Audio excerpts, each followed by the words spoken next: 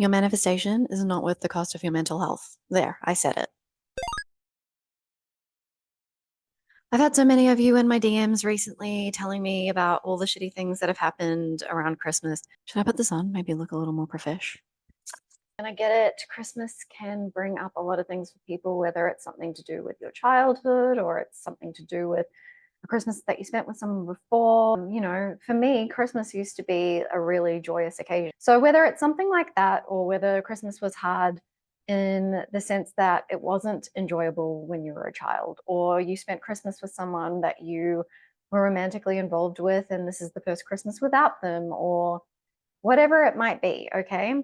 Or even just like the marketing and the social media and the highlight reels from people showing the best parts of their Christmas, their holidays, their family time, their partners. And marketing can often make it feel like if you don't have someone to spend Christmas with, there's something wrong with you. Spoiler alert, there isn't, by the way. I actually, funnily enough, know a lot of people now that I live in Australia who are on like my touch team. I play touch rugby league and touch football for those who don't know. And a lot of them have family here and who decided not to spend Christmas with their family, who decided to go to the movies and watch 2 or 3 movies back to back if they could line them up and make a little game of it and find joy in it that way, doing something that they enjoyed. So I've had a lot of you in my DMs really struggling with this time, and I get it.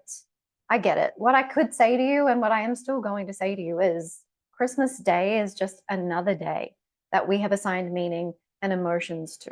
And you can change the programming and the beliefs and things like that that you have around Christmas Day so that you're not putting so much pressure on it. But a lot of what has come up for people is breakups just before Christmas, not hearing from someone that they were hoping to hear from by Christmas, that they were putting, like the deadline on for Christmas to hear from them. People feeling like money has to be tight around Christmas because they need to spend it on certain things, or they have spent so much on other people around Christmas that they need to pinch their pennies for the start of the year and all that sort of thing. I get it. I get it in the sense that you're surrounded by people saying the same things. I get it that Christmas is a time that generally people want to spend with the special people in their lives, whether that is family or partners or friends. I get it in the sense that it's made out to be this time where everything should be joyous. And if you don't feel like you're in that joyous place, then you're alone, you're a failure, nobody loves you, blah, blah, blah. And I don't mean blah, blah, blah, as in it's nothing major. I do understand how it can feel that way. But I wanted to talk today about a few things I wanted to cover about the holiday period and going into the new year and how we cannot repeat those same things next year in 2025 or whatever year that's coming up when you're watching this, because I'm likely going to change the title after this year. So can be found in search next year. Anyway, also excuse the greasy hair. I felt inspired to make the video now, so this is how you get me, okay? Before I continue with the video, I'm just gonna ask that you please like, share, comment, and or subscribe. It just helps push my videos out to more people, which helps me with the algorithm. If you want to comment below to help me with the algorithm, but you don't know what to comment, just put a sparkle emoji because we're creating real life fucking magic on this channel. Also, all the ways in which I can help you, from freebies all the way up to one-to-one coaching, are in the description below. So what I do want to say, again, it's probably not something that you want to hear, but it's something that you need to hear. The reason that a lot of you found that you had breakups just before Christmas, because you were putting so much pressure on the idea of that person and the idea of Christmas and the two of those things together. And that ended up resulting in your worst fears, essentially spending Christmas without them, not even alone. A lot of you still spent Christmas with family and friends, but you could not get past the whole, and I get it's a breakup. If it's a breakup and that's your situation, I get it, it's shit. But there were probably a lot of things that you could have enjoyed on Christmas Day, regardless of that, to just focus on what you do have, the love that is in your life, the feel-good Christmas movies, or whatever it might be for you, that you have decided on a subconscious level, at the very least, that you're not going to bother trying to feel good. You're not going to bother enjoying the things that you can enjoy. You're not going to bother enjoying the company of the people who are there for you, care for you, love you and everything in the 3D in that moment. That's not to say that SP doesn't love and care for you, but that's not how you're seeing them at the moment. Because you were putting all that pressure on it, that's how those things happened. Now, the same story kind of goes in terms of how you weren't able to manifest someone contacting you on Christmas Day or to be with on Christmas Day. You were putting so much pressure on the day of Christmas, assigning so much meaning to it and adding so much weight to it, giving it so much meaning of your worth. That's really what it comes down to. And because you were putting so much pressure on that to be where you derived your joy, happiness, love, care from, that could have come from other places and probably you were probably surrounded by, but didn't give that your time and energy and awareness, you experienced a lack of those things in the area that you were focusing on the most and were most fearful of not being able to receive those things from. Same applies to money. If you think that money is going to be tight around Christmas or that you need to pinch your pennies after Christmas because you've spent so much on the holidays, on food and things like that, that's going to be your experience.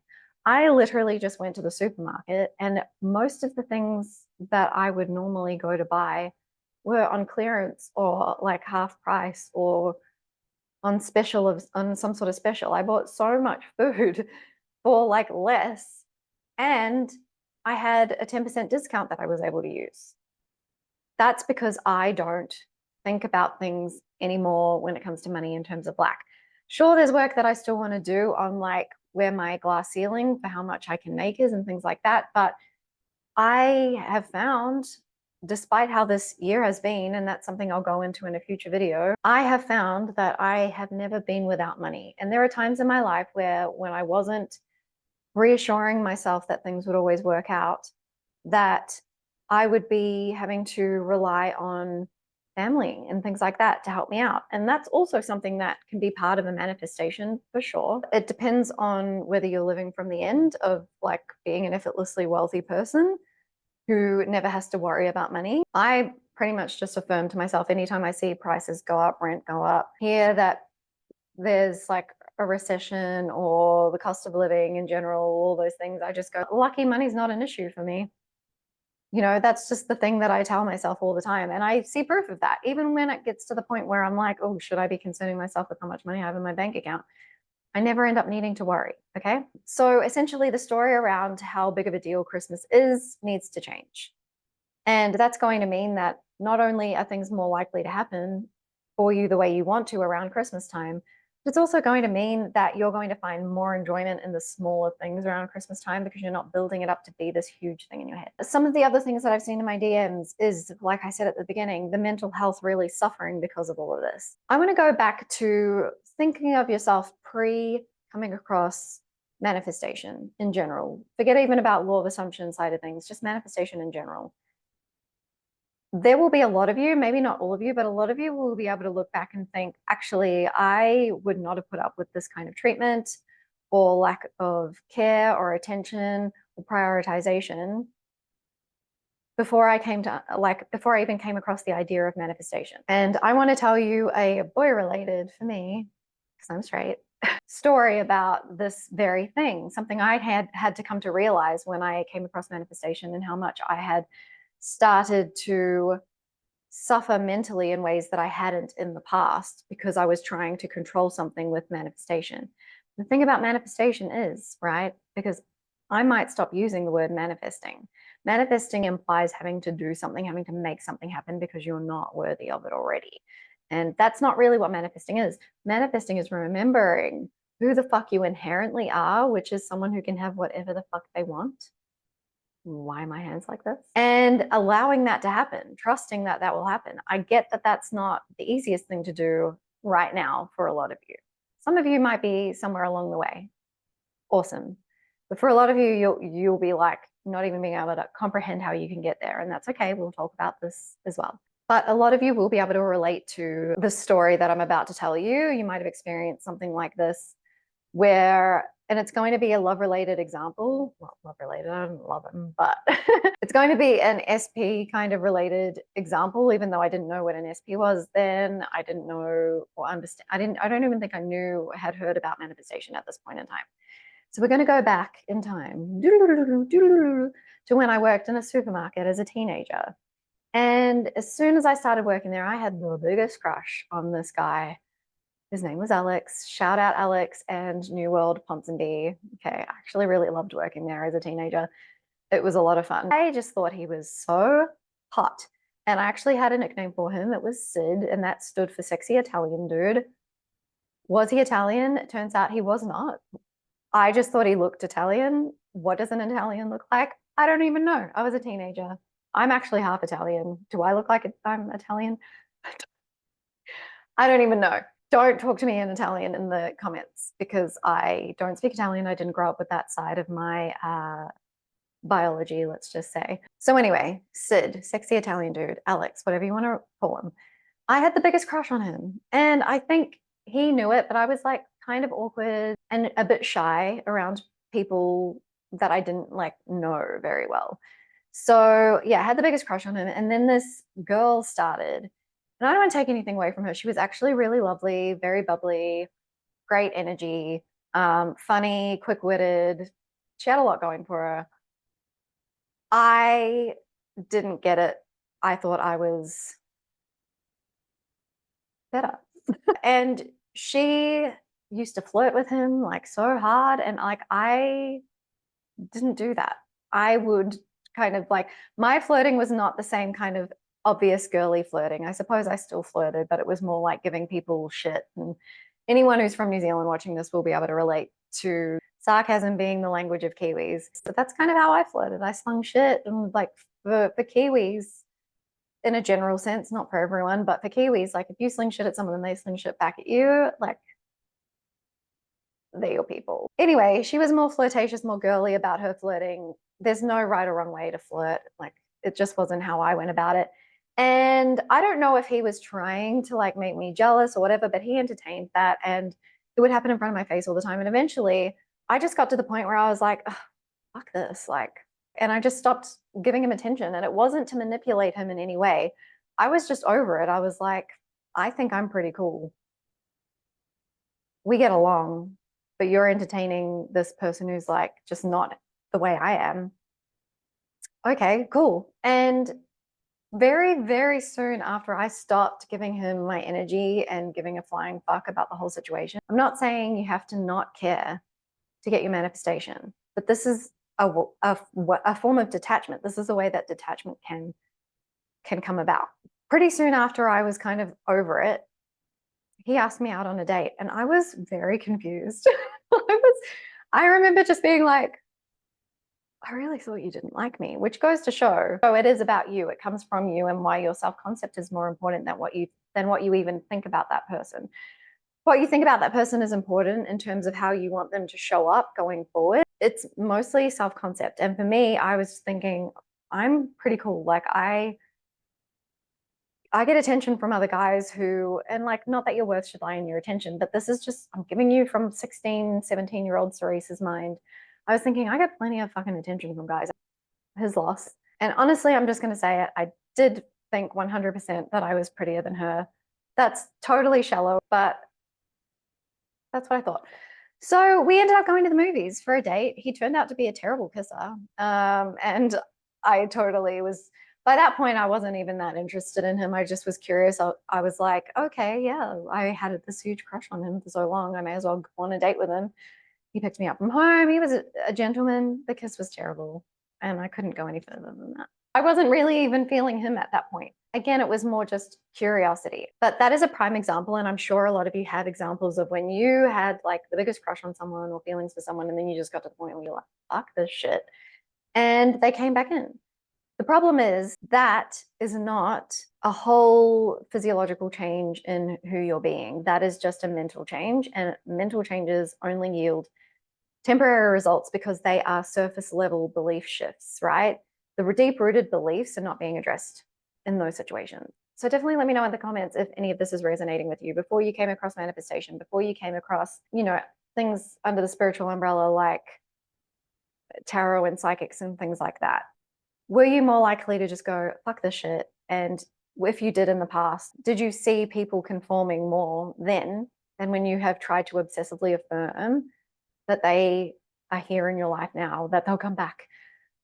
Okay, I'm feeling that obsessive energy radiating from from you all whilst you're watching this video of me. I can feel it. And I've also been there. So the best thing that you can do on those days where you may not have shifted your perception about how big of a day it is yet, still definitely do that. Remind yourself it's just another day of the calendar, and you can give yourself the feeling that you're ultimately wanting from that manifestation now somehow. And why would you not give that to yourself if you really thought that you were the shit? If your self-concept was really as good as a lot of you tell me it is. I'm 100% on top of my self-concept. So why this, why that? Why aren't they doing this? Why don't I have that? If some of you have been in bed since Christmas because someone broke up with you before Christmas, get yourself out of bed, have a fucking shower, go for a walk, get some sunlight, eat some good food. Okay? Because if you were worthy of love, care, respect, prioritization, and commitment, you'd be doing that for yourself in some way. So many of you have been in my DMs because of breakups just before Christmas. I know it sucks. Job losses before Christmas, just before Christmas. I know. It fucking sucks. Or just not hearing from the person that you wanted to hear from on Christmas Day, or being able to spend Christmas with them. In terms of hearing from someone on Christmas Day, that is so like bare fucking minimum crumbs. That is, I just need to tell you right now, that is where you are keeping your value and worth at, if that's what you're putting a lot of weight on, right? A text message or a story view of what you're getting up to on Christmas Day, pretending that you're happier than you are when you actually should just be enjoying what you can on Christmas Day. I digress. I know that it's not the easiest time. Marketing makes it seem like it's this big family thing for everyone, and it's not. And I've got some examples for you. You see people's highlight reels of their amazing trees and the time they're spending with their family and playing, like, is it White Elephant or Kris Kringle? I don't know if that's the same thing or not, but I've seen a lot of White Elephant on my TikTok. Kris Kringle here is kind of like Secret Santa, but you can steal people's gifts and things like that. I think it's White Elephant. I think it's the same. Anyway, I know that when you're seeing everyone's highlight reels and things like that, and we get told that Christmas is a family holiday and you want someone to be part of your family romantically even, and all that sort of thing, it can feel like a very lonely time, lonelier than the days before, even though your circumstances in terms of the 3D might have been the same on Christmas Day as the days before, right? The reason why Christmas feels like such a big deal is because you are assigning a meaning and emotion to it that is making it bigger than it actually is. And you've got to remember that nothing is bigger or smaller than anything else. Nothing is harder or easier to manifest than anything else. It's just the meanings we've assigned to them that can create the difficulty, the build it up in our heads so that it feels bigger than it actually is. And that's the same with holidays. You've built it up to be a bigger thing than it actually is. And I know that for a lot of you, that's not going to make you feel better in this moment.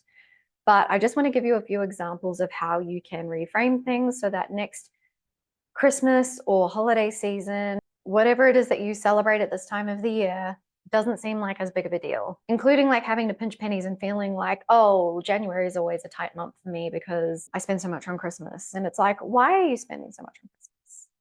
Are you doing that because you're worried if you don't spend money on big extravagant gifts for people, they won't love you or accept you?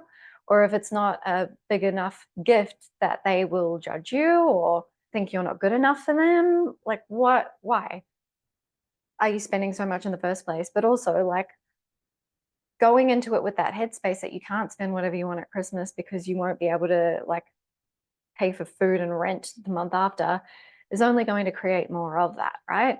Something that I have talked about in the past, and I'll get back to SP in a second, but in terms of prices of cost of living and things like that, I've spoken about it, I think, in a previous video. It's been so long since I've been on here. Thank you so much for those who've been patient and stuck around and waited for me all this time. Is when I see the price of something go up, I will normally not try to convince myself that it hasn't gone up and try to revise it, that it is that price or whatever. I just go, oh, that has gone up quite a bit. Lucky money's not an issue for me. And I always tend to find like bargains and end up being able to buy more food than someone else with the same budget. But yeah, I'll just go, oh, that's gone up in price. Lucky money's not an issue for me. And sure enough, that money that I've just spent always comes back plus some. When I want to spend something on looking after myself, like a massage or something like that, that in the past would have seemed like, oh no, I can't do that. I need to put that money into savings and hold on to every penny. Oh no, I can't do that. I need to just pinch my pennies in general. When I used to do that, I never used to get massages. Now I get massages pretty like regularly. I go at least once a month from now on. That's what I've decided for myself in recent months. And whenever I pay for something that helps me be in a happier state, a cool, calm, collected state that's best for my well-being, I don't mind investing that money into it. And that money always comes back plus some, because it's me showing myself love, care, respect, prioritization, commitment, etc. And I know I've kind of unintentionally segued into people, but that's how people start to show up for you as well.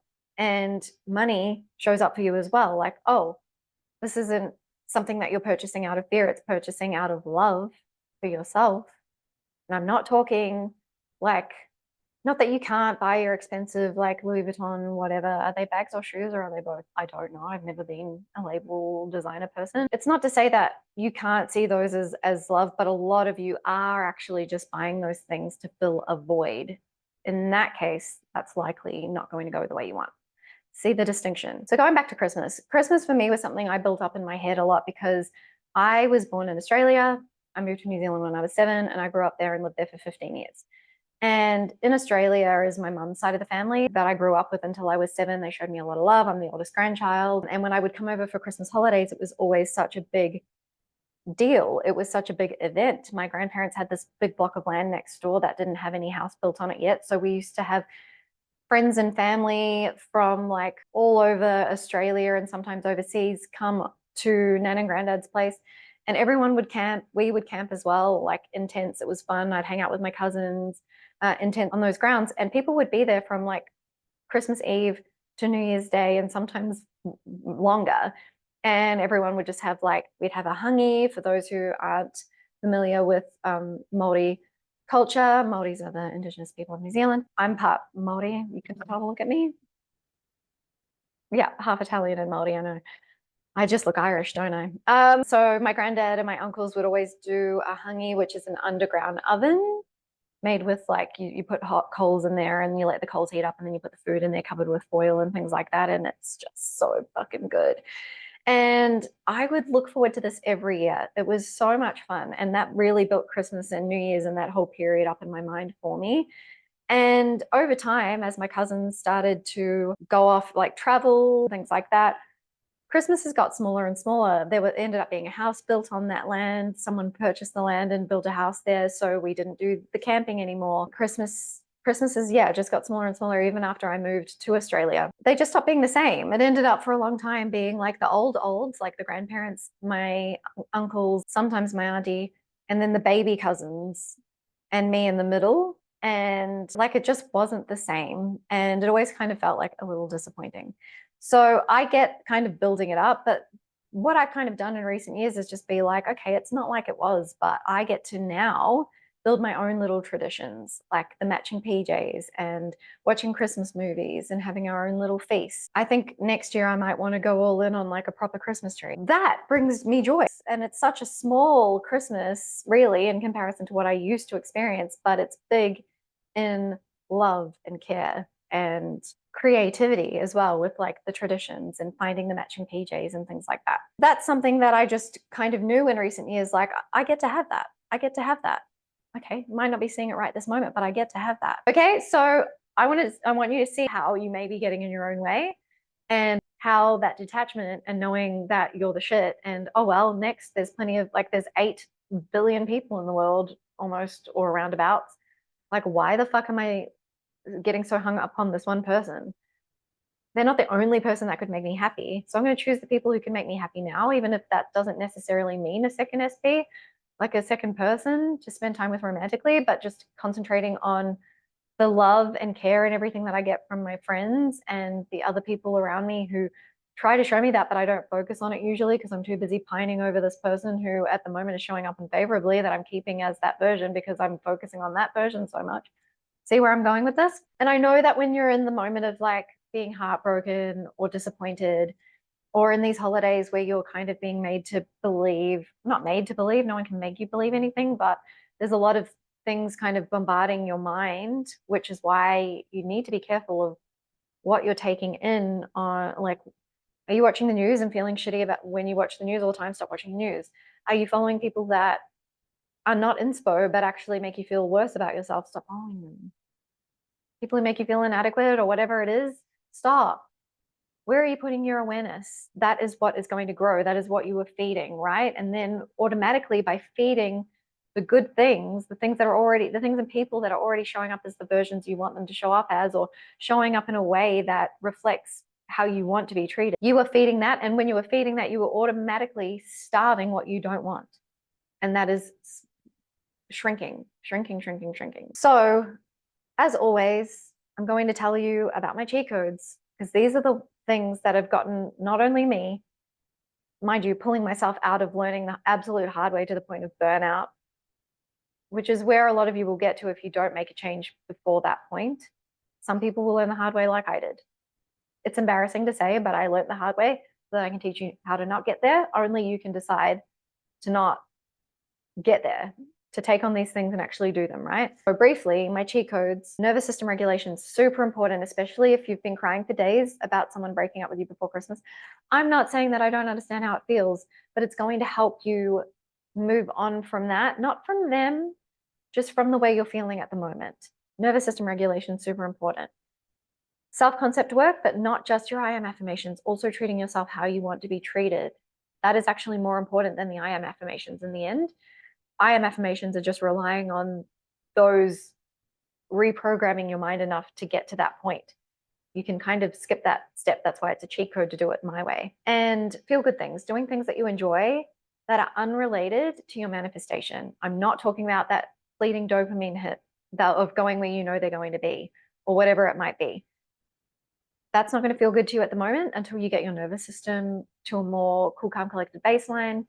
And doing feel good things, again, is a way of showing appreciation and therefore feeding the positive things that you want to continue to experience, which will then project out further and further into your world, your experiences, and onto the people in your world, including your SP. And all of those things together synergistically are going to make it a lot easier for you to detach and know your worth and build yourself up to be behaving in line with what you know you're worth to be, plus a host of other things that I can't go into now because this video is probably already long enough. And I've already given you examples earlier in the video that I haven't necessarily said are this cheat code, that cheat code. But if you watch the video again, you will have ideas of like how to go about life a little bit differently so that you can start to see and experience things in a way that's more favorable. For those of you who have watched this video maybe once or twice, taken the tidbits from it, listened to the cheat codes, whether you are familiar with them or not, but are still a little too overwhelmed to sort of think about how you can apply them practically in relation to SP, the Reunited with Romantic SP workshop is currently on a holiday special price. I am going to purposefully minimally edit this video so that I can get it out in time for you to be able to take advantage of that special price, because it's been going on since the afternoon of Christmas Day. It was meant to start Boxing Day. I started it early. I had planned to get this video done a little bit earlier, but I didn't get around to it. Well, I actually recorded a whole other video, but this one seemed like a more important one to get out first. And then we'll go into setting yourself up for the new year in the next one. So the workshop is linked below. It is usually, you'll have to work out what it is in your own currency, because I use AUD for my Australian dollars for my website. It's $99 Australian, which is about 60 US, I think. And it's usually 149 Australian dollars, which is what it'll be going back up to at midnight New Year's Eve. So, sorry, midnight New Year's Day, technically, when it's ticked over to New Year's Day. So if that's something that you feel like would be of benefit for you to get some practical things going, how you can apply these cheat codes specifically to your specific person manifestation, that's linked below. That's probably the lowest price it's ever going to be ever again, just saying. So I started the video with this and I'm going to say it again. Your manifestation is not worth your mental health. And the paradoxical thing is, when you start focusing more on yourself, bettering your mental health and your physical health, doing things for you, loving, respecting, caring for, prioritizing, committing to yourself, that is when you will start to see that showing up in other people outside of you. Because everyone is a projection of what's going on in here. I don't like to say reflection of, because that is probably a topic for another video on the different, like why I say projection over reflection. But everything and everyone outside of you is a projection of what's going on in here. Doesn't mean you're giving up on your manifestation. It just means that you are doing what real manifestation is all about and putting the focus back on yourself. You'll be surprised at how quickly things shift when you do that. Stop checking socials. Stop watching anything, taking in any content that doesn't make you feel good. Also, do your nervous system regulation work. Do the fucking cheat codes. Just do the cheat codes. They'll change your life. They'll change your life.